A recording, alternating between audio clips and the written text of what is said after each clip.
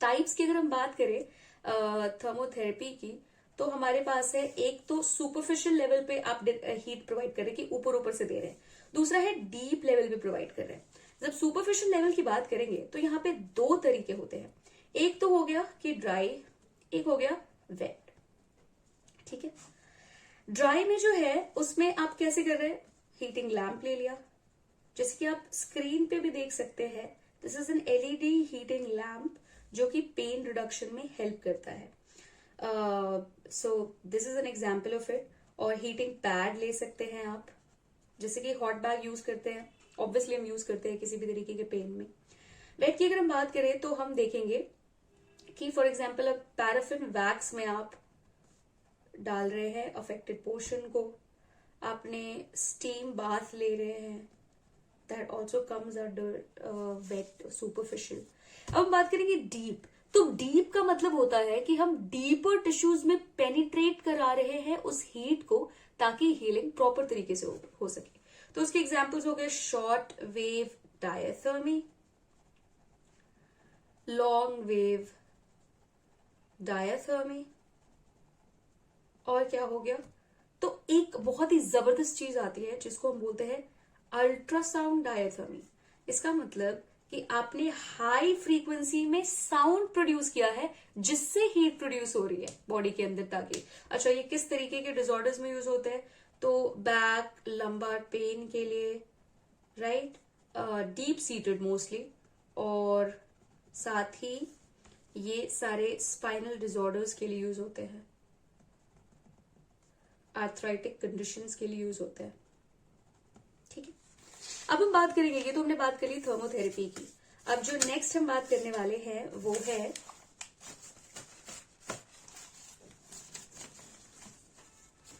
Laser की।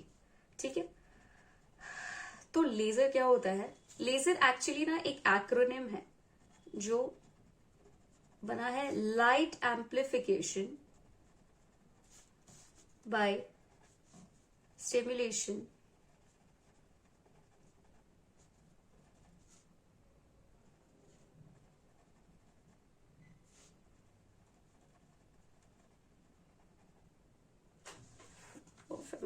Radiation. ठीक है, ओके, तो ये तो हमने बात कर ली कि लेजर। अच्छा, लेजर से एक चीज प्रोड्यूस होती है जिसको हम बोलते हैं photo bio modulation. Photo bio modulation, modulation मतलब चेंजेस लेकर के आना, बायो मतलब लिविंग ऑर्गेनिजम्स के अंदर या टिश्यूज के अंदर या सेल्स के अंदर, फोटो का मतलब कि लाइट। ठीक है, तो इसका मतलब लाइट से हम लिविंग ऑर्गेनिजम्स के टिश्यूज सेल्स के अंदर कोई चेंजेस लेकर के आ रहे हैं। और ये चेंजेस किस प्रकार के होते हैं, तो केमिकल, फिजिकल, इस तरीके के चेंजेस होते हैं जिससे कोई सिग्नल आगे पहुंचता है। तो फोटो बायोमॉड्यूलेशन का अगर हम फिजियोलॉजिकल एग्जांपल्स देखें तो उसका क्या हो सकता है, जैसे लाइट फॉलिंग ऑन रेटिना,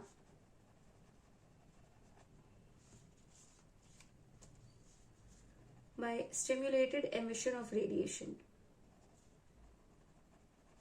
ठीक है, लाइट फॉलिंग ऑन रेटिना, आपके रॉड्स एंड कोन्स पे लाइट फॉल कर रही है और लाइट जो है वो एनर्जी फिर वो इलेक्ट्रिकल एनर्जी में चेंज हो रही है जो न्यूरॉन्स के थ्रू ट्रांसमिट हो रही है in the form of electrical impulse. तो this is light falling on retina. आपका vitamin D synthesis in the skin from cholesterol, this is also a photobiomodulation. तो बेसिकली क्या होता है कि लाइट विजिबल, पहली बात तो नॉन आयनाइजिंग होनी चाहिए। आयनाइजिंग का एग्जाम्पल फॉर इंस्टेंस अगर हम आयनाइजिंग रेडिएशन देखें तो लेजर हो गया, मेजर हो गया, sorry this is non ionising, I am sorry. और अगर हम आयनाइजिंग की बात करें, आयनाइजिंग मतलब वो चीज जो आपके डीएनए को अफेक्ट कर सकती है, तो उसके एग्जाम्पल यूवी हो गया। ठीक है, तो वैसे जब आप नॉन आयनाइजिंग विजिबल लाइट का जो स्पेक्ट्रम होता है जो आप देख सकते हैं, वो जो पड़ता है सेल्स पे, और कौन से सेल्स होते हैं, स्किन के सेल्स, क्रोमोफोर्स, तो वो ना फिजिकल और केमिकल चेंजेस लेकर के आता है जो कि एक एलिसिट करता है रिस्पॉन्स, किसमें, तो सेल्यूलर लेवल पे, मोलिक्यूलर लेवल पे, टिश्यू के लेवल पे।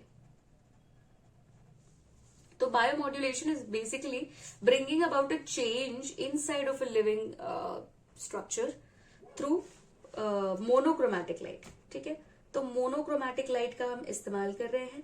मोनोक्रोमैटिक मतलब एक कलर का, राइट? जैसे दो कलर्स या तीन कलर्स, जैसे sunlight is not monochromatic, 7 colour से मिलके विबग्योर से मिलके बनता है। मोनोक्रोमैटिक जैसे फॉर इंस्टेंस अगर हम सिर्फ रेड लाइट का इस्तेमाल कर रहे हैं, ठीक है, एक ही वेवलेंथ, वन सिंगल वेवलेंथ, ठीक है, सारे जो रेज है वो एक ही वेवलेंथ।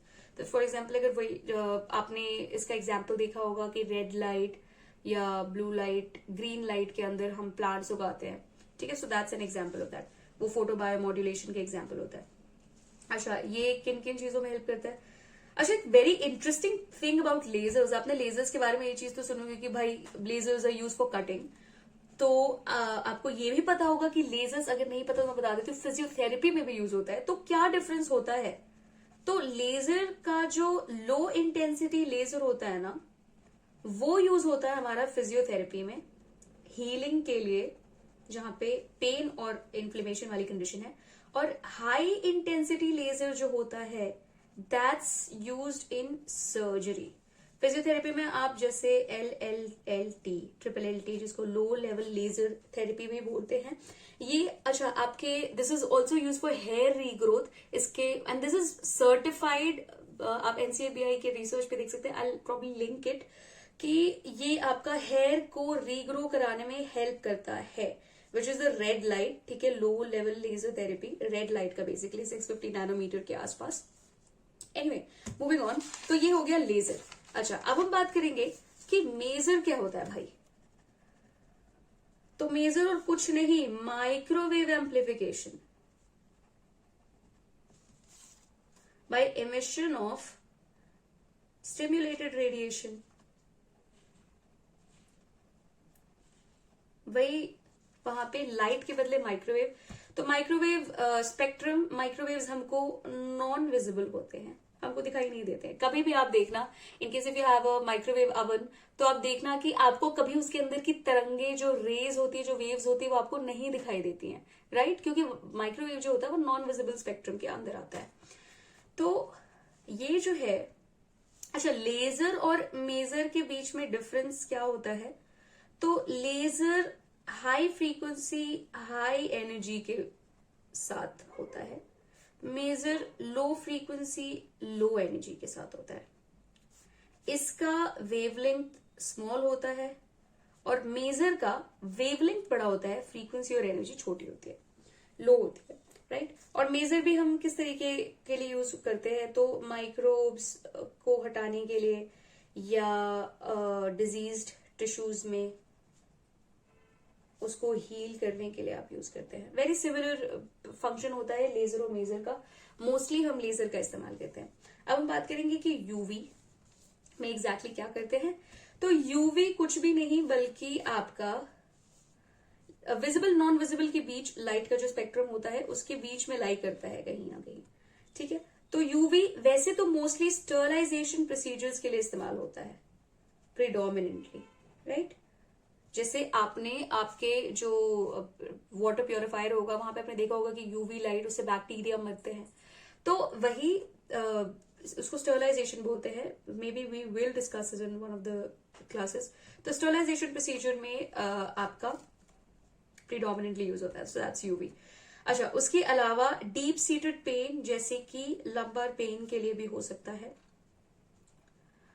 अच्छा, एक और चीज यूवी के साथ जो चीज है वो ये है कि this is also use in skin afflictions, skin की कंडीशंस में भी। And also very interestingly UVA, UVB जो है, UVB it causes skin cancer by the way. तो you know it's a dichotomy.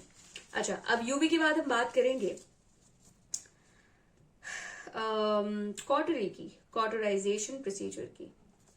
तो कॉटराइजेशन प्रोसीजर और कुछ भी नहीं बल्कि आपका अग्निकर्म ही है, उसका कंटेम्प्रेरी फॉर्म, ठीक है। तो ये कॉटराइजेशन कैसे हो सकता है? तो थर्मल हो सकता है और केमिकल हो सकता है। अगर आपने यहाँ पे हीट का इस्तेमाल किया है जैसे डायथर्मी वगैरह, तो आपका थर्मल है। अगर आपने कोरोसिव केमिकल्स का इस्तेमाल किया है, और क्या होते हैं वो, एसिड्स और बेसिस। अच्छा, बाय द वे, आपको पता है कि बेसिस जो होते हैं वो ज्यादा कोरोसिव होते हैं, वो बहुत ज्यादा पेनिट्रेट करते हैं, एक्स्ट्रा टाइम तक रहते हैं और उतना ही ज्यादा पेन कॉज करते हैं, राइट। तो बेसिस जो होते हैं वो ज्यादा खतरनाक होते हैं। एसिड्स में जैसे कार्बोलिक एसिड हो गया, उसका इस्तेमाल कर लिया हमने। बेसिस में जैसे पोटेशियम हाइड्रोक्साइड हो गया, ठीक है। अब हम बात करेंगे कॉटराइजेशन। अब कॉटराइजेशन के इंडिकेशंस क्या क्या हैं, तो वैसे ही जैसे हमने अग्निकर्म का योग्य पढ़ा था ना, वैसे ही जैसे स्किन अफ्लिक्शंस में वॉट्स हो गए।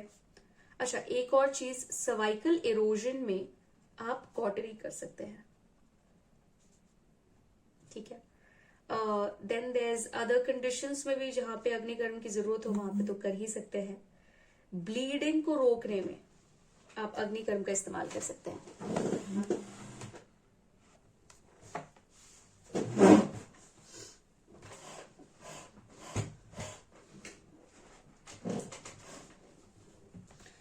नॉन हीलिंग अल्सर के लिए आप कॉटरी का इस्तेमाल कर सकते हैं, और दूसरे कंडीशंस में तो कर ही सकते हैं, राइट। तो नॉन हीलिंग अल्सर्स में हमने यूज कर लिया, ब्लीडिंग में यूज कर लिया, वॉट्स में यूज कर लिया, सर्वाइकल इरोजन में यूज कर लिया।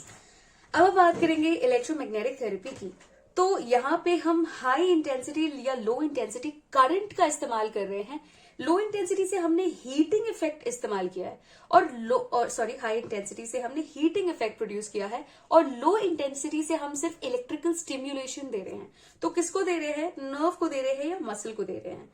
जैसे कि आपने पोस्ट सर्जिकल मसल का इनोवेशन किया ताकि आपको कोई वीनस डिसऑर्डर ना हो आगे जाकर के, राइट, ताकि वो मूवमेंट बनी रहे, या नर्व का स्टिमुलेशन कर दिया इन केस वो स्टिमुलेशन जो है वो आगे सिग्नल जाता रहे।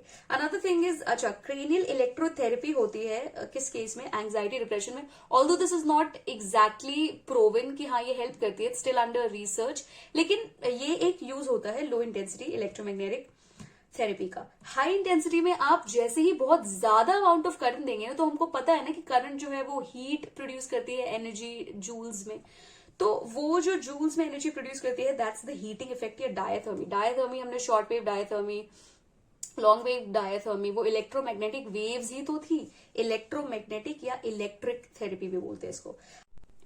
तो अब हम बात कर रहे हैं टाउ डैम की। तो टाउ डैम और कुछ नहीं बल्कि एक एंशिएंट हिमालयन टेक्निक होती है। बेसिकली अग्निकर्म होता है। डिफरेंस ये होता है कि टाउ का मतलब होता है कर्व्ड आयरन रॉड। अच्छा, टाउ आपने और कहाँ सुना है और कौन से सब्जेक्ट में सुना है, प्लीज हमको कमेंट सेक्शन में बताइए, so that we can grow and learn together.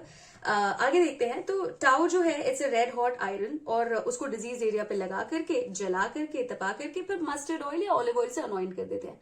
कौन सी कंडीशंस में यूज कर सकते हैं, तो लिवर की कंडीशंस में यूज कर सकते हैं, जीआई की कंडीशंस में यूज कर सकते हैं, पेन, स्टिफनेस, इन्फ्लेमेशन, इन सारी चीजों में आप इस्तेमाल कर सकते हैं, किसी भी तरीके का एक हो। अच्छा, उसका एक मॉडिफाइड वर्जन होता है दैट्स कॉल्ड डैम। तो ये जो डैम होता है इसमें आप टाउ यानी कि कर्व्ड आयरन रॉड का इस्तेमाल नहीं करते, बल्कि टर्मिनेलिया चेब्युला यानी कि विभीतिकी की जो सीड्स होते हैं ना, आप बस उसको अंगार पे तपा करके एंड देन अफेक्टेड या डिजीज एरिया पे लगाते हैं, और फिर वो जल जाने के बाद वहां पे आप वही मस्टर्ड और ऑलिव ऑयल अनॉइंट करते हैं। सिमिलर प्रोसीजर सिमिलर केसेस में यूज कर सकते हैं। एंड दैट कंक्लूड्स आवर अग्निकर्म का chapter. Thank you so much for staying with us. Like, comment, share and subscribe. Most definitely I focus on the share part, क्योंकि आप अपने दोस्तों के साथ, कॉलीग्स के साथ, सबके साथ शेयर करिए, so that we can learn and we can grow together. See you in the next video.